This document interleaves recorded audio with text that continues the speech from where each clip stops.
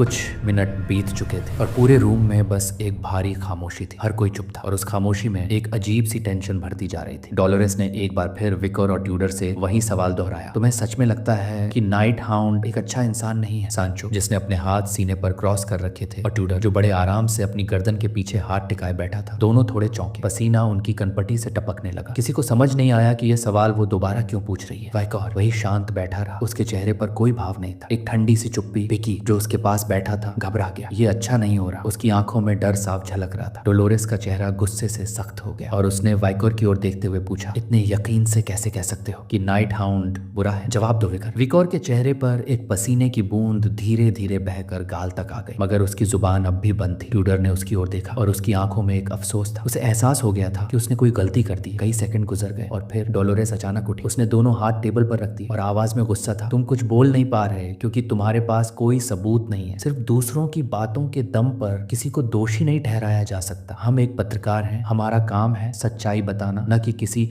मासूम की जिंदगी बर्बाद करना। ट्यूडर ने बीच में बात काटी। उसके चेहरे पर शांत भाव थे, लेकिन इंपीरियल गार्ड्स ने भी तो गवाही दी है। नाइट हाउंड ने ही ऑर्फनेज उड़ाया था और डायरेक्टर को मारा। डोलोरेस की नजर अब सीधी ट्यूडर पर थी। उसकी आंखों में सख्ती थी। वो सिर्फ एक स्पेक्युलेटिव स्टेटमेंट था। उनके पास कोई फिजिकल एविडेंस नहीं है। वो ऑर्फनेज का एक हिस्सा याद कर रही थी, जहां मेटल स्टेयर्स से नीचे जाने पर एक तहखाना था। वहां दीवारों पर खून से सने हाथों के निशान थे और वहां कुछ पुराने शव मिले थे, छोटे बच्चों के, लड़के और लड़की। सिंक्लेयर और हैना दोनों ने उसे हैरानी से देखा। उनकी आंखों में डिसबिलीफ था। कहीं कुछ तो है जो छुपाया जा रहा है। डोलोरेस की नजरें अब भी टिकी थी। उसके चेहरे पर दृढ़ता थी, आत्मविश्वास। उसी ऑर्फनेज को उसका परिवार चलाता था, लेकिन फिर भी वो न्यूट्रल बनी रही। किसी ने नहीं सोचा था कि वो इतने काल्म और अनबायस्ड तरीके से ये केस हैंडल करेगी। वो एन्ना की तरफ मुड़ी और बोली, ये आर्टिकल एक एक शब्द सोच समझ कर लिखा जाएगा, पूरी तरह ऑब्जेक्टिविटी के साथ। एन्ना थोड़ा घबरा गई। उसने एक हाथ साइड में फैलाया और धीमी आवाज में कहा, अगर ऐसा है तो फिर हमें आर्टिकल में और कुछ लिखने की जरूरत नहीं है। नहीं, डोलोरेस ने तुरंत जवाब दिया, अभी देर नहीं हुई। जब ये साफ हो जाएगा कि नाइट हाउंड ने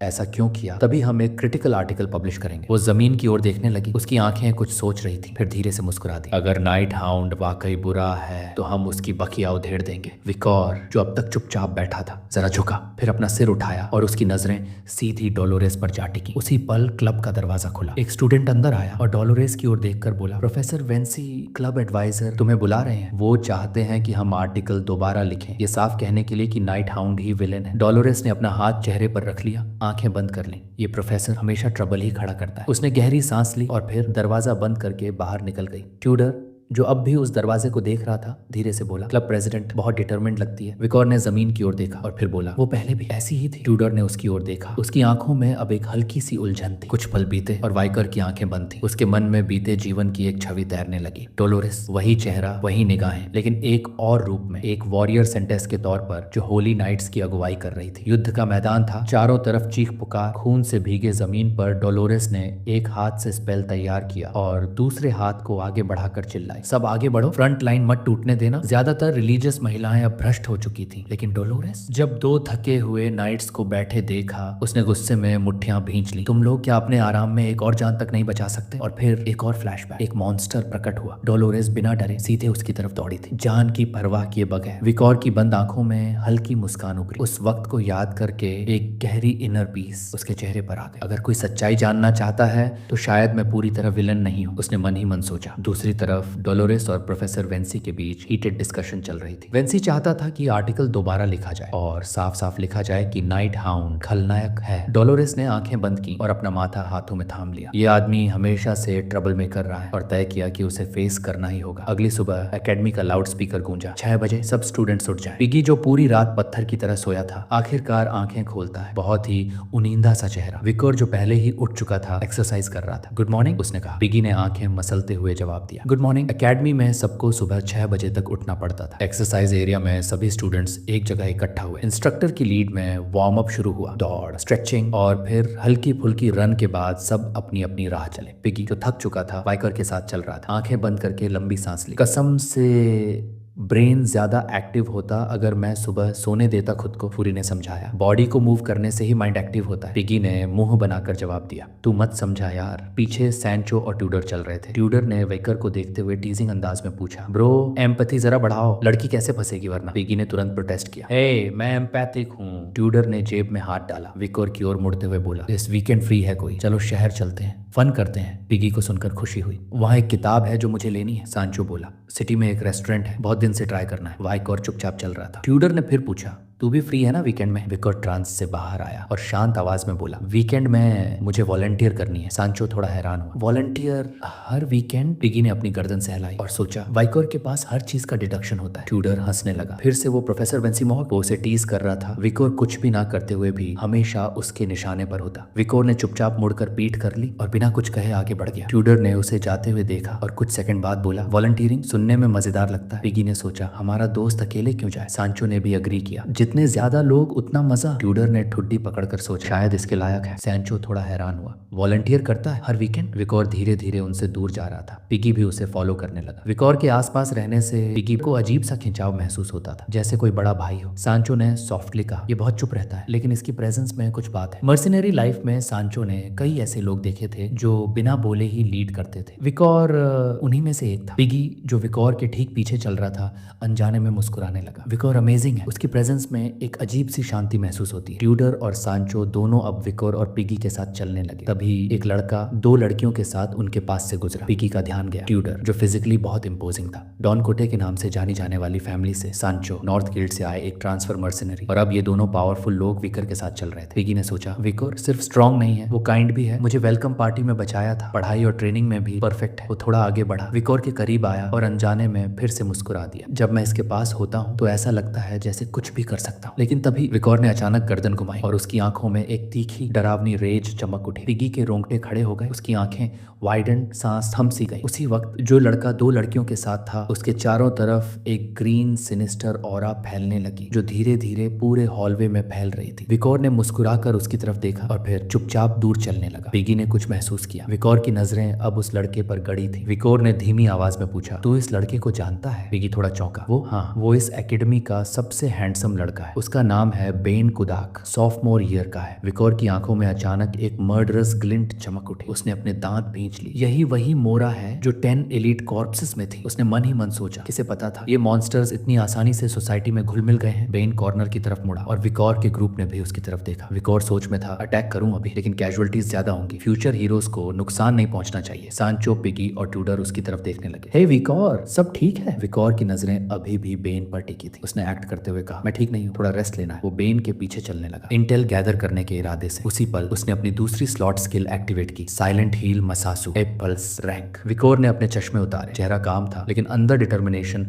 आग की तरह धधक रहा था। उसी वक्त डोलोरेस सीढ़ियों से नीचे आ रही थी। उसने विकोर को देखा और उसकी आंखें वाइड हो गई। ओह माय गॉड, इतना हैंडसम कौन है? वो चिल्लाई और उसका बैलेंस बिगड़ गया। डोलोरेस नीचे गिर गई। विकोर तुरंत आगे बढ़ा। उसने चश्मे उतारे और उसकी मदद करने के लिए झुका। ट्यूडर और बाकी सब दौड़े। Are you okay? ट्यूडर ने विकोर के कंधे पर हाथ रखा। तुरंत माफी मांगो, उसने सख्ती से कहा। विकोर ने सिर झुकाया। आई एम सॉरी, मेरी वजह से आपको चोट लगी। उसके चेहरे पर सिंसियर रिग्रेट था। सांचो ने डोलोरेस को उठाया। उसने हंसते हुए कहा, इट्स ओके, मेरी गलती भी थी, तुम इतने मस्कुलर हो, मुझे लगा किसी दीवार से टकरा गई। विकोर ने फिर से अपने ग्लासेस पहने और नजरें फेर ली। डोलोरेस ने उसे ऑब्जर्व किया। इसकी प्रेजेंस मैंने महसूस तक नहीं की। ये है कौन? उसके मन में हलचल शुरू हो गई। विकोर ने नीचे देखा। हॉलवे में लोग बहुत थे। अब अटैक करना ठीक नहीं था, प्लान डिले करना पड़ेगा। विकोर चुपचाप सीढ़ियों की तरफ देख रहा था। उसका चेहरा काम था, लेकिन उसकी आंखों में एक अजीब सी बेचैनी चमक रही थी। उधर बेन दोनों लड़कियों को अपनी बाहों में लिए एक सुनसान और अंधेरे रास्ते की तरफ ले जा रहा था। लड़कियां उसकी मुस्कुराहट से काफी इंप्रेस लग रही थी, पर वो नहीं जानती थी कि उनके साथ क्या होने वाला है। अचानक बेन रुक गया। उसने एक ठंडी सांस ली और बोला, मुझे कुछ बुरा बताना है। लड़कियां थोड़ी कंफ्यूज्ड हुई, लेकिन ध्यान से सुनने लगी। बेन ने धीरे से कहा, हाल ही में एक लड़का आया है जो मुझे बार बार परेशान कर रहा है। उसकी वजह से मैं ढंग से खाना भी नहीं खा पा रहा। उसकी बात सुनकर वो लड़कियां चौंक गईं। सिर पर बैंगनी बालों वाली लड़की बोली, वो कौन है? मैं उसे माफ नहीं करने वाली। बेन ने मुस्कुराते हुए कहा, मैं जानने ही वाला था कि वो कौन है, लेकिन मुझसे गलती से स्कूल यूनिफॉर्म पहना गया। मुझे भागना पड़ा, वरना मैं देख चुका होता कि वो एकेडमी का स्टूडेंट था। नीले बालों वाली लड़की ने तुरंत कहा, डोंट वरी, अगर वो लड़का एकेडमी आया तो हम हमेशा तुम्हारे साथ हैं। तुम दोनों का दिल तुम्हारे चेहरे जितना ही खूबसूरत है, लेकिन अचानक उसने दोनों लड़कियों के चेहरे पर हाथ रख दिया। उनके चेहरों पर शॉक और डर फ्रीज हो गया। बेन की आंखों के सामने एक और तस्वीर उभरने लगी। उसे याद आया एक मास्क्ड लड़का, पेंडेमिक मास्क पहने हुए, जो उसकी हर हरकत पर नजर रख रहा था। वो जानता था विकोर एक हाई रैंक ग्रेजुएट की तरह ताकतवर था। उसे बिल्कुल यकीन था कि विकोर उस एक्सप्लोजन में मरा नहीं था। धीरे धीरे लड़कियों के चेहरे बदलने लगे, उनकी आंखों में हॉरर था। बेन को समझ में आने लगा नाइट हाउंड उन जगहों पर हमला कर रहा था जहां वो कभी खाने गया था। मतलब उस लड़के को डीमन की मौजूदगी महसूस हो रही थी और अब उसने उसके ही पीछे कदम बढ़ा दिए थे। बेन की मुस्कुराहट गहरी होती गई, उसकी हरी आंखें चमकने लगी और फिर उसने दोनों लड़कियों को खा लिया। उसके चेहरे पर एक लड़की का डरा हुआ चेहरा उभर आया। वो मदद के लिए चीख रही थी, उसकी आंखें कांप रही थी। बेन की आंखों में एक चमक दौड़ गई। उसने एक नाम धीरे से बुदबुदाया, एंड्रोमालियस। वो समझ चुका था नाइट हाउंड का एंड्रोमालियस की मौत से कोई कनेक्शन है और तभी उसने अपना असली नाम रिवील किया, Dantalion, the 9th corps from the demons 10 elite corpses. अगली सुबह विकोर जर्नलिज्म क्लब लौट चुका था। बाकी लोग भी साथ थे पर उसका चेहरा देखकर कोई भी समझ सकता था उसका मन इस वक्त यहाँ नहीं था। उसकी आंखें कहीं और देख रही थी, किसी और की तलाश में। दंटालियन, वो मॉन्स्टर जो अब बेन नाम से एक छात्र का रूप ले चुका था। क्लब में एक अजीब सी बेचैनी थी। पूरे एकेडमी में होने वाली खतरनाक घटनाओं की खबरें यहाँ तक पहुंच चुकी थी। सब आपस में बातें कर रहे थे। विकोर बस चुपचाप बैठा था। उसकी उंगलियां रिपोर्ट के किनारे पर थीं और दिमाग पूरी तरह छाया में डूबा हुआ। उसकी बगल में ट्यूडर और बियांका बैठे थे। उनकी हथेलियां टेबल पर रखी ढेर सारी रिपोर्ट्स के ऊपर थी। दोनों गंभीरता से पढ़ रहे थे। इसी बीच ऐना सामने आई। उसने टेबल पर हाथ रखे और कहा, मैंने एकेडमी के अंदर और बाहर की सभी घटनाएं कंपाइल कर ली हैं। अब जब क्लब में लोग कम हैं तो नए फर्स्ट ईयर स्टूडेंट्स को इन एक्टिविटीज में हाथ बटाना होगा। ट्यूडर को रिपोर्ट्स की क्वांटिटी देखकर थोड़ी हैरानी हुई। बियांका और विकोर फिर भी शांत रहे। डोलोरेस भी वहीं थी। वो एक रिपोर्ट को इतने ध्यान से पढ़ रही थी कि बाहर की आवाजें जैसे बंद हो गई। ऐना ने सबकी तरफ देखा और सीधा आदेश दे दिया, हर कोई एक रिपोर्ट उठाए, उसे इन्वेस्टिगेट करे और उस पर एक आर्टिकल बनाकर लाए। पिगी ने कांपते हुए एक रिपोर्ट उठाई और उसकी आंखों में डर भर गया। ये उसका पहला आर्टिकल होने वाला था। बियांका ने 2 रिपोर्ट्स उठाई। पढ़ते हुए उसका एक्सप्रेशन काम था, लेकिन वो समझ चुकी थी कुछ बहुत अजीब हो रहा है। इंसिडेंट्स का जिक्र शुरू हुआ। एक रिपोर्ट में कहा गया, टेररिस्ट ने घोषणा की है कि वो वेनर रिवर को झड़ देगा। कैपिटल रॉक की इंपीरियल फोर्सेस इन्वेस्टिगेशन में जुटी थी। दूसरी रिपोर्ट, एक हैंडसम थिएटर एक्टर का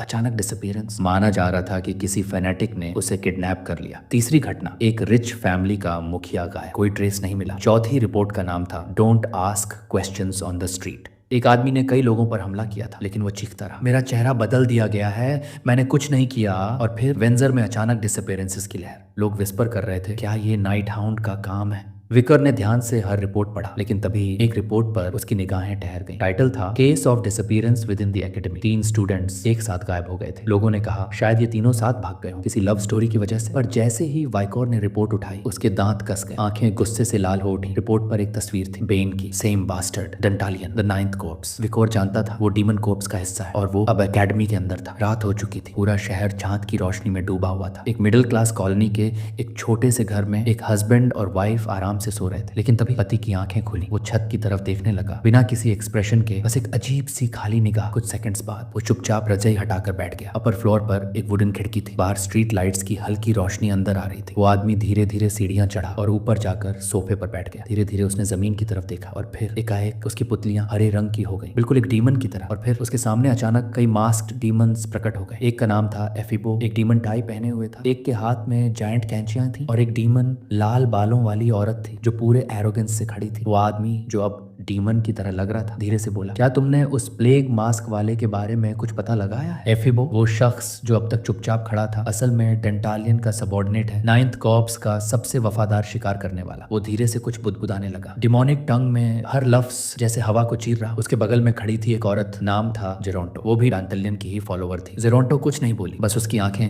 गहराई में डूबी रहीं, जैसे वो हर शब्द को निगल रही हो। फिर सामने खड़ा वो डेमन जिसके हाथ में जायंट स्काइजर्स थी, उसने बोलना शुरू किया। उसका नाम था हेवे। और आखिर में टाई पहने हुए वो आदमी, फेडो। इन सब के बीच में वो आदमी जो चेयर पर बैठा था धीरे से अपनी ठुड्डी के नीचे हाथ ले गया और गहराई से सोचने लगा। वो कोई और नहीं, खुद डेंटालियन था, 9th कॉर्प्स, प्लेग मास्क। उसने फुसफुसाते हुए कहा, वो शख्स बहुत सतर्क है, जब से हमला किया दोबारा दिखाई नहीं। उसने धीरे से अपना हाथ उठाया और उसकी उंगलियां, चारों उंगलियां अचानक इंसानी चेहरों में बदल गई। वो चेहरे जिनके साथ उसने अपनी भूख मिटाई थी, उन्हें देखकर उसके चेहरे पर एक अजीब सी शांति थी। अब इससे बचा नहीं जा सकता, उसने ठंडे स्वर में कहा। और अगले ही पल उसने अपनी चारों उंगलियां अपने सबऑर्डिनेट्स की तरफ तानी। 4 घातक शॉट्स निकले जो सीधे जाकर डीमंस के चेहरों से टकराए। उन चेहरों में बदलते हुए उनकी शक्ल इंसानों जैसी हो गई। अब ये डीमंस पूरी तरह इंसान जैसे लग रहे थे। अब वो बिना शक के शहर में घूम सकते थे। मास्क पहनने की भी जरूरत नहीं थी। डंटेलियन ने आदेश दिया, जाओ उन इलाकों में जहां रोशनी ज्यादा है और ढूंढो उस प्लेग मास्क वाले को। उसी वक्त दरवाजा धीरे धीरे खुलने लगा। उसकी बीवी थी, आधी नींद में, चेहरे पर हैरानी, आंखें बड़ी, हाथ मुंह पर। इतनी सुबह उठे हुए हो, ये लोग कौन है? वो धीरे से बोली। उसकी आवाज कांप रही थी। डंटेलियन ने बस उसकी तरफ देखा, कुछ नहीं बोला। वो बस उसे देखता रहा जैसे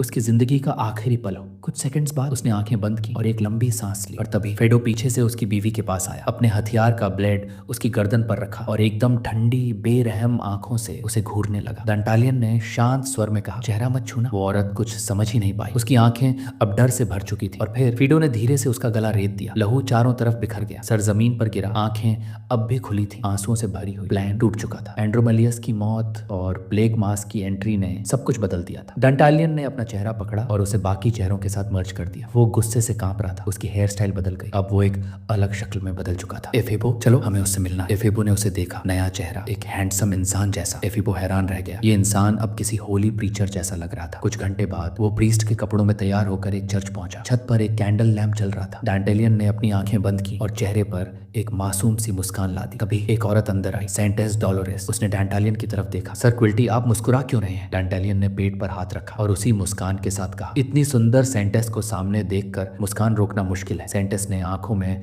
गहराई के साथ उसे घूरा। मैं मजाक सुनने नहीं आई। मर्डर और डिसअपीयरेंसेस बढ़ गए हैं, मैं उन्हें कवर करने में लगी हूँ। डंटेलियन ने झूठा कंसर्न दिखाते हुए कहा, एकेडमी क्लब की एक्टिविटीज बहुत बढ़ गई हैं। बाहर की दुनिया अब पहले जैसी नहीं रही। उसके चेहरे पर वही जानी पहचानी नरमी से भरी मुस्कान लौट आई थी, पर उस मुस्कान के पीछे एक शैतान हंस रहा था, क्योंकि इन सारे डिसअपीयरेंसेस और मर्डर्स का असली गुनहगार खुद वो था। सेंटेस स्टुअर्ट्स यानी डोलोरेस उसकी तरफ शक भरी नजरों से देखती रही, पर कुछ बोली नहीं। क्विल्टी लन इंडुला फैमिली का मुखिया, जो खुद कोवेट्स की कोलैटरल ब्लड लाइन से आता था, इस वक्त ऑर्फनेजेस, मॉनेस्ट्रीज और हॉस्पिटल्स में वॉलंटियरिंग और रिसोर्स मैनेजमेंट कर रहे थे, बिल्कुल एक आदर्श नागरिक की तरह। लेकिन सच्चाई, ये लोग रिच सिनर्स को बचाने वाला एग्जेम्पशन सिस्टम सपोर्ट कर रहे थे। डोलोरेस जानती थी ये आदमी दोहरा चेहरा लिए हुए है। डंटेलियन धीरे से उसके पास आया, मुस्कान ली, लेकिन चालाकी आंखों में छुपाए हुए। क्या जरूरत थी मुझसे बात करने की, सेंटेस? डोलोरेस ने उसकी तरफ देखा गहरी गंभीर निगाहों से, और फिर अपना हाथ एक तरफ फैलाकर बोली, मैं एग्जेम्पशन सिस्टम को बंद करने की दरख्वास्त लेकर आई हूँ, क्योंकि ये गलत है किसी को सिर्फ इसलिए सभी पापों से बरी करना क्योंकि वो अमीर है। ये न्याय नहीं है। डंटेलियन की आंखें चौड़ी हो गईं, पर उसके चेहरे पर अब भी एक शांत भाव था। इसमें क्या गलत है? उसने धीमे से कहा, चर्च की ये नीति तो सदियों से है। बहुत बड़ा दान देना क्या सजा से कम है? डोलोरेस ने उसकी बात नहीं मानी। उसने अपने सीने पर हाथ रखा और मजबूती से कहा, पाप वो चीज है जो इंसान को खुद ईश्वर के सामने कबूल करनी पड़ती है। माफी तभी मिलती है जब इंसान सही सजा भुगत चुका हो। एग्जेम्पशन सिस्टम जिन लोगों को बचा रहा है उन्हें कभी मुक्ति नहीं मिल सकती। ये सुनते ही डंटेलियन एक पल के लिए चुप रह गया। उसका चेहरा जैसे किसी ने तमाचा मार दिया। कुछ सेकंड्स तक बस सन्नाटा। फिर उसने अपना मुंह बंद किया, अपने पेट पर हाथ रखा, पीछे मुड़ा और बोला, मैं तो सिर्फ चर्च की शिक्षाओं का पालन कर रहा हूँ। अगर तुम्हें शिकायत है तो अपने पापा से बात करो, कार्डिनल से। और वैसे भी आज एकेडमी के स्टूडेंट्स वॉलंटियरिंग के लिए आने वाले हैं। कोवेट्स के जूनियर्स के सामने ऐसा झगड़ा शोभा नहीं देता। डोलोरेस ने कोई जवाब नहीं दिया, बस पीछे मुड़ी, शांत निगाहों से देखा और बोली, ठीक है, फिर अगली बार मिलते हैं जब इस बारे में और खुलकर बात की जा सके। जैसे ही वो चर्च से बाहर निकली, डंटेलियन ने अपना चेहरा हाथ से ढका और उसकी आंखें एक बार फिर डीमन में बदल गई। उसकी नजरों में एक अजीब सी प्यास थी। वो उस लड़की को घूर रहा था। ये बेहद खूबसूरत है, उसने अंदर ही अंदर सोचा। उसके चेहरे पर नसें उभर आई, वो दांत पीसने लगा, खून बहने लगा। उसका मन कर रहा था उसकी शक्ल को अभी के अभी कलेक्ट कर ले, पर अभी नहीं, अभी वक्त नहीं आया था। उसने अपनी बाहें खुद के चारों ओर लपेटी और कांपने लगा। उस पल की तड़प जब केओस इस दुनिया में पूरी तरह उतर आएगा। उसकी पीठ के पीछे एक डिमोनिक आई प्रकट हुआ। हमें दरवाजा खोलना ही होगा, जितनी जल्दी केओस उतरे उतना बेहतर। कुछ घंटों बाद जूतों की आवाज गूंजी। विकर, हमारा लड़का, ऑर्फनेज के सामने खड़ा था। वही ऑर्फनेज जिसे सिंडी वेंडी ने डंटेलियन की किताबें पढ़कर ट्रेस किया था। वो जानता था ये जगह 10 एलीट कॉर्प्स से जुड़ी हो सकती है। ऑर्फनेज की दीवारों पर कोवेट्स का झंडा लहरा रहा था, और अगर डीमंस आयरन ब्लड फैमिली और होली डिवाइन फैमिली में घुसे तो बाकी फैमिलीज भी सुरक्षित नहीं। एक्सप्लोजन नाइट के बाद ब्लड हाउंड की नजरों में वाइकोर आ गया था। अब वो वॉलंटियरिंग की आड़ में ऑर्फनेज और स्टूडेंट्स को धीरे धीरे ऑब्जर्व करना चाहता था। लेकिन तभी ट्यूडर, सांचो और पिगी आ पहुंचे, हंसते हुए मस्ती के मूड में। सांचो ने विकोर को गौर से देखा। पिगी और ट्यूडर दोनों ने ऑर्फनेज की तरफ देखा और थोड़े हैरान रह गए। ये वही ऑर्फनेज है जहां हम वॉलंटियर करने आए हैं? ट्यूडर ने विकोर की गर्दन पर हाथ रखा और हंसते हुए बोला, तेरे जैसे दोस्त की किस्मत देख, हम तेरे साथ आ गए। विकोर ने लंबी सांस ली, धीरे से बोला, मैंने तुमसे साथ आने को नहीं कहा था। वो चुप हो गया। उसकी आंखों में फिक्र थी, क्योंकि डोलोरेस की फैमिली इस ऑर्फनेज को चलाती थी और डांटलियन इसका प्रीस्ट था। एकेडमी की 10 दिनों की छुट्टियां शुरू हो चुकी थी। इन्हें कहा जाता था गोल्डन वेकेशन। ये छुट्टियां ईस्टर और लॉन चर्च की स्कूल एनिवर्सरी के कारण दी गई थी। ऊपर से वीकेंड भी आ गया था, तो हर स्टूडेंट अपनी अपनी दुनिया में खो गया। किसी ने इंपीरियल कैपिटल जाने का प्लान बनाया तो कोई अपने घर लौट गया। हर चेहरा खुशियों से भरा था, पर हर स्टूडेंट इस वेकेशन का लुत्फ नहीं उठा रहा था। इसी बीच विकर और उसके साथी ऑर्फनेज के अंदर दाखिल हो चुके थे। ट्यूडर ने मुस्कुराते हुए पीछे से कहा, तुझे हमारा शुक्रगुजार होना चाहिए। छुट्टी लेने से मना करके हम भी लौट आए। विकर ने हल्का सिर झुकाया, शायद मन ही मन थैंक्स कहा। ट्यूडर जो सबसे पीछे चल रहा था उसने चीयरफुली एक्सप्लेन किया, हमें भी अपनी वॉलंटियर आवर्स पूरी करनी है, इसलिए आ गए। सांचो हाथ सिर के पीछे टकाए ट्यूडर की तरफ मुड़ा और मुस्कुरा दिया। अब अगर ये काम खत्म हो जाए तो कोई बुरा नहीं होगा। पिगी जो विकर के साथ चल रहा था 4 उंगलियां दिखाकर हंसते हुए बोला, मेरे लिए तो सब ठीक है, मुझे वॉलंटियरिंग पसंद है। विकर चुपचाप सबसे आगे चलता रहा, नीचे देखता हुआ। ऑर्फनेज वाकई भव्य था। छत से लटकते थे महंगे शैंडलियर्स, दीवारों पर कांच की बड़ी बड़ी खिड़कियां, बाहर की रोशनी अंदर बहकर आती थी और हर कोना सुनहरी चमक से भर जाता था। ट्यूडर ने चारों ओर देखा और हैरानी से पूछा, ये इंडुला ऑर्फनेज है? ये तो बाकियों से कहीं बड़ा है। पिगी ने मुस्कुराकर जवाब दिया, ये राजधानी का सबसे बड़ा ऑर्फनेज है और इसका हेडमास्टर वही आदमी है जिसने ऑर्फन फाउंडेशन शुरू की थी। वो एकेडमी में एक्सटर्नल टीचर भी है। सांचो ने भौहें चढ़ाई, वो हेडमास्टर है कौन? पिगी ने बगल की दीवार की ओर इशारा किया। जहां एक पेंटिंग टंगी थी उसमें था क्विल्टीलान इंडुला मुस्कुराता हुआ। पर जो कोई नहीं जानता था वो ये कि ऑर्फनेज का असली हेडमास्टर था डंटेलियन। ट्यूडर और पिगी उस पेंटिंग के पास पहुंचे। पिगी ने समझाना शुरू किया, ये इंडुला फैमिली का मुखिया है जो क्वो वेट्स की माँ की साइड से जुड़ा हुआ है, काफी पॉपुलर है और लॉन चर्च में भी इसका काफी इन्फ्लुएंस है। धीरे धीरे वो लोग क्विल्टी और डोलोरेस के बीच के कॉन्फ्लिक्ट की बात करने लगे। रिलीजियस व्यू पॉइंट्स को लेकर दोनों में मतभेद थे। ट्यूडर ने बिना कोई भाव दिखाए कहा, मुझे इन पारिवारिक लड़ाइयों से कोई लेना देना नहीं। पिगी जो बगल में खड़ा था बस पेंटिंग को देखता रहा, हल्की सी मुस्कान के साथ। वाइकर पीछे खड़ा रहा चुपचाप, पर उसकी आंखें संदेह से भर गई थी। ये वही आदमी है? उसके मन में सवाल उठे। धीरे धीरे सूरज की रोशनी पेंटिंग पर पड़ी और क्विल्टी का चेहरा चमक उठा। विकोर ने मन बना लिया, जल्द ही इस आदमी से मिलकर इसका असली चेहरा जानूंगा। कुछ घंटों बाद विकोर और बाकी वॉलंटियर स्टूडेंट्स मेन हॉल में पहुंचे। एक नन और एक मंक सामने आए, साथ में थे ऑर्फन किड्स सफेद कपड़ों में, मासूम आंखों वाले। नन ने अपने हाथ पेट पर टिकाए और मुस्कुराते हुए कहा, हम चाहते हैं कि आप अगले 10 दिनों तक इन बच्चों के टीचर बने। उसके चेहरे पर आत्मविश्वास था। अगर आपने इन बच्चों का ध्यान दिल से रखा तो ये आपकी दया को कभी नहीं भूलेंगे। कृपया इनका ध्यान एक माँ बाप की तरह रखें। ट्यूडर, सांचो और पिगी थोड़े कंफ्यूज हो गए, इधर उधर देखने लगे। उनके पास ही खड़ी थी बियांका और सिंक्लेयर। ट्यूडर ने घूरते हुए पूछा, ये दोनों यहाँ क्या कर रहे हैं? बियांका ने उसकी तरफ देखा, उसकी आंखों में गुस्से की आग थी। उसने गुस्से से दांत भींचते हुए कहा, हम लोग भी वॉलंटियर वर्क कर रहे हैं और असल में ये सवाल तो हमें तुमसे पूछना चाहिए। ट्यूडर ने हाथ फैला दी, आंखें बंद की और एक हल्की सी मुस्कान के साथ बोला, एक हीरो को अच्छा काम करने के लिए रीजन की जरूरत नहीं होती है ना? बियांका की आंखों में फिर से चिंगारियां जल उठी। फिर से हीरो वाली बातें शुरू कर दी। वो चिढ़ गई, पर फिर उसने हंसते हुए कटाक्ष किया, एक्सपेक्टेड था, डॉन किहोते से और क्या उम्मीद की जा सकती है। उसी वक्त सिंक्लेयर पास आ गई। ऐसा यूं अचानक मिल जाना शायद ये किस्मत है, उसने हल्की मुस्कान के साथ कहा। पिगी और विकोर दोनों की निगाहें अब उसी पर टिकी थी। सिंक्लेयर ने अपनी उंगलियां एक दूसरे से सटा ली और हल्के ब्लश के साथ विकर की तरफ देखा। कुछ पल को वो अपने आप में खो गई, फिर अचानक पैनिक में आकर आंखें बंद कर ली, हाथ बढ़ाया और बोली, हाय विकोर, बात करने का ज्यादा मौका नहीं मिला पर मुझे उम्मीद है हम अगले 10 दिनों में अच्छे दोस्त बनेंगे। पिगी जो पास खड़ा था हक्का बक्का रह गया, उसे कुछ समझ ही नहीं आया। वाइकर ने भी थोड़ा चौंक कर उसकी ओर देखा, थोड़ा कॉशियस हुआ पर हाथ मिलाया और जवाब दिया, मुझे भी यही उम्मीद है। जैसे ही हाथ छूटा सिंक्लेयर मुड़ी और पीछे जाकर खुशी में उछलने लगी। OMG, उसने मुझसे हाथ मिलाया। उसके गाल अब लाल टमाटर जैसे लग रहे थे। पिगी ने हाथ मुंह पर रखा, गंभीर स्वर में बोला, एक बात बतानी है तुझे? विकोर ने सिर घुमाया, थोड़ा क्यूरियस हो गया। क्या बात? पिगी ने धीमे स्वर में कहा, मैंने देखा था सिंक्लेयर खुद वॉलंटियर वर्क असाइन करने वाले से बात कर रही थी। उसने पूछा था कि विकोर कहाँ काम करेगा और फिर उसी जगह अपना नाम लिखवाया था। अब तू ही सोच इसका मतलब क्या है?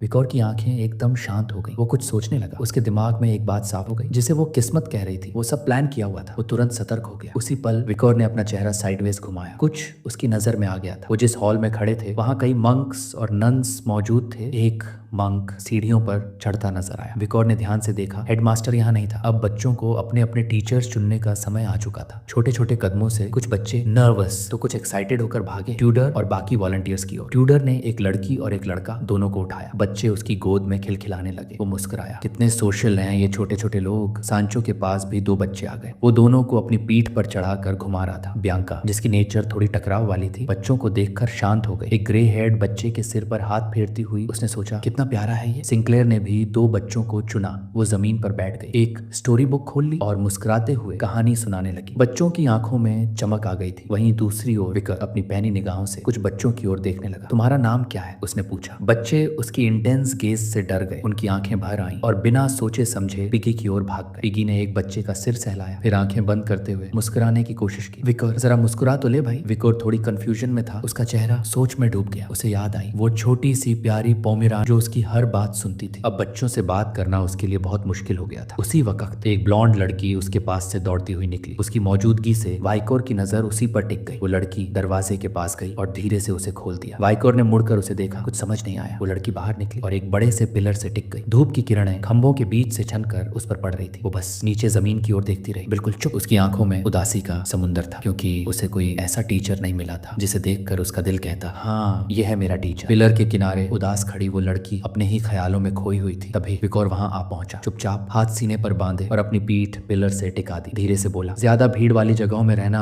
मुझे थोड़ा भारी लगता है। उसकी आवाज सुनते ही लड़की जैसे सन्न रह गई। एक पल को तो सांस लेना भी भूल गई थी। ये यहाँ कैसे पहुंच गया? विकोर अब शांत निगाहों से उसकी तरफ देखने लगा। अगर मैं जरा भी केयरलेस हो जाऊं तो लोग मेरे बारे में उल्टा सीधा सोचने लगते हैं। फिर हल्के से पूछा, तुम यहाँ क्यों चली आई? लड़की की आंखों में चिंता तैर उठी। वो कुछ सेकंड तक उसे बस देखती रही, फिर अचानक निगाहें फेर ली, चेहरा घुमा लिया, आंखें बंद कर ली। उसने वाइकर से बात करने से साफ इनकार कर दिया। वाइकर, जो अब भी उसी अंदाज में खड़ा था, समझ गया उसकी कोशिश नाकाम रही। वो एक पल को रुका, फिर याद आया वो पुराना वक्त जब उसके ट्राइब के एक दोस्त ने उससे कहा था, अगर तुम ऐसे पूछोगे तो बच्चा कभी जवाब नहीं देगा। फिर उसने अपनी उंगली से गाल खींचकर एक मुस्कान बनाई और शांत स्वर में समझाया, मुस्कुरा कर पूछो तब बात बनेगी। लड़की के गले में एक गोल्डन पेंडेंट था जिस पर उसका नाम लिखा था, पैरी। विकोर अब धीरे धीरे उसकी ओर बढ़ा, जमीन पर बैठ गया, हाथ टिकाया और उसकी आंखों में देखा, फिर हल्की आवाज में पुकारा, पैरी। लड़की ने झट से आंखें खोली, चौंक गई। उसे मेरा नाम कैसे पता? कुछ सेकंड बीते लेकिन उसने कुछ नहीं कहा। विकोर ने फिर मुस्कुराते हुए थोड़ा हल्का फुल्का अंदाज अपनाया, तुम्हारा नाम पैरी है ना? विकर की मुस्कान, उसका शांत चेहरा और वो धीमा स्वर। पैरी की आंखें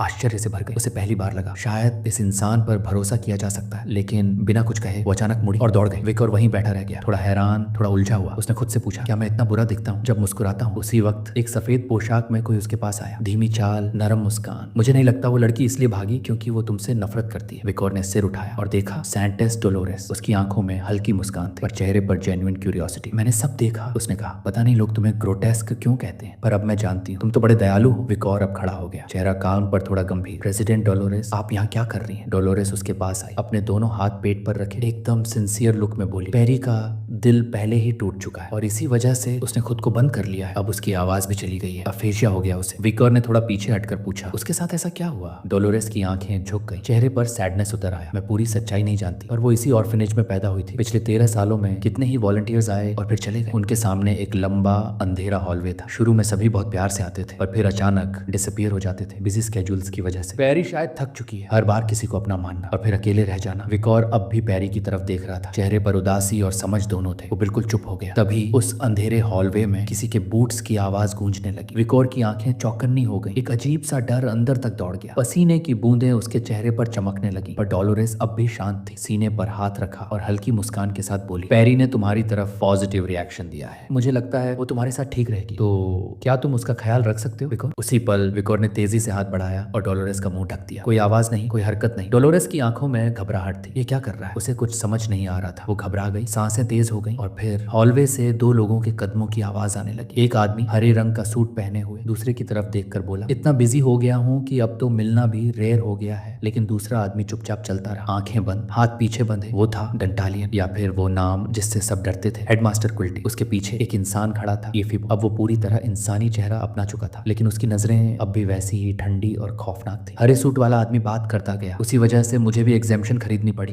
क्विल्टी ने धीरे से आंखें खोली, उसे देखा और शांत स्वर में पूछा, कितने टाइम के लिए चाहिए? विकोर ने डोलोरेस का मुंह अब भी ढका हुआ था, दूसरे हाथ से उसका हाथ थाम रखा था और खुद को पिलर के पीछे ढकेल लिया। एकदम सांस रोके खड़ा था। एफिबो उनके ठीक सामने से गुजर गया, पर आंखें जैसे सब कुछ देख रही थी। आगे चल रहे दोनों आदमी अब आपस में बातें करने लगे। हरे सूट वाला आदमी बोला, 1 अरब की गोल्ड एग्जेम्पशन चाहिए। क्विल्टी ने धीमे धीमे से पूछा, किसे मारा है? उसका जवाब आया, एक बारबेरियन स्लेव भाग गया था, पकड़ने गया था, रास्ते में डिसिप्लिन कर रहा था, मर गया। क्विल्टी थोड़ा कंफ्यूज हो गया। सिर्फ एक गुलाम को मारने के लिए? एक अरब आदमी मुस्कुराया। रास्ते में गुस्सा इतना बढ़ गया था कि मैंने पूरे स्लैश एंड बर्न फार्मर्स के विलेज को ही जला डाला। विकोर ने अब सिर थोड़ा मोड़ा, धीरे से डोलोरेस के कान में फुसफुसाया, प्लीज चुप रहो। डोलोरेस की आंखें अब हैरानी से फटी पड़ी थी। ये सब क्या हो रहा है? तभी विकोर की नाक में एक अजीब तीखी गंध आई। उसकी आंखों में गुस्सा उतर आया और वो चमकने लगी। ये गंध वो क्विल्टी के शरीर से आ रही थी, ठीक वैसी ही जैसी इलीट कॉर्प्सेस से आती थी। क्विल्टी अब बोला, आधा अरब ठीक है। आदमी ने हाथ आगे बढ़ाया, बाकी आधा भगवान को टिप दे रहा हूँ, जिन्होंने मेरे पाप माफ कर दी। क्विल्टी हंस पड़ा, सैक्रिलेजियस, परफेक्ट। भगवान को ऑफरिंग्स दोगे तो हर गुनाह माफ होने हो जाए। डोलोरेस अब पूरी तरह शॉक थी, उसकी रूह कांप गई। ये सब क्या सुन रही थी वो आदमी हंसने लगा, तुमसे फेथ सीखता रहता हूँ। क्विल्टी ने आंखें बंद रखी पर मुस्कुराता रहा, जैसे ये सब बिल्कुल सामान्य हो। डोलोरेस अब कंट्रोल खोने लगी थी, उसके अंदर एक आग जल रही थी। इसे सबक सिखाना होगा। लेकिन विकोर ने फिर जोर से उसका मुंह ढक लिया। अब नहीं, अगर अभी कोई हरकत की तो हम दोनों पकड़े जाएंगे। डोलोरेस अब पैरों से हाथ झटकने लगी। उसी वक्त एक धीमी सी आवाज हॉलवे में गूंजी। एफिबो की आंखें पलटी और सीधा उनकी तरफ देखी। उसकी नजरें सीधी विकोर एंड डोलोरेस पर टिक गई। विकोर का दिल जैसे धड़कना भूल गया। उसकी आंखों में अब खालिस डर था। ये बहुत बुरा हुआ। वो जानता था अगर एफिबो ने उन्हें देख लिया तो अब कोई रास्ता नहीं बचेगा। और डोलोरेस, वो अब पूरी तरह चुप थी। न उसे एफिबो की पहचान पता थी, न ये मालूम था कि ये साया मौत से कम नहीं।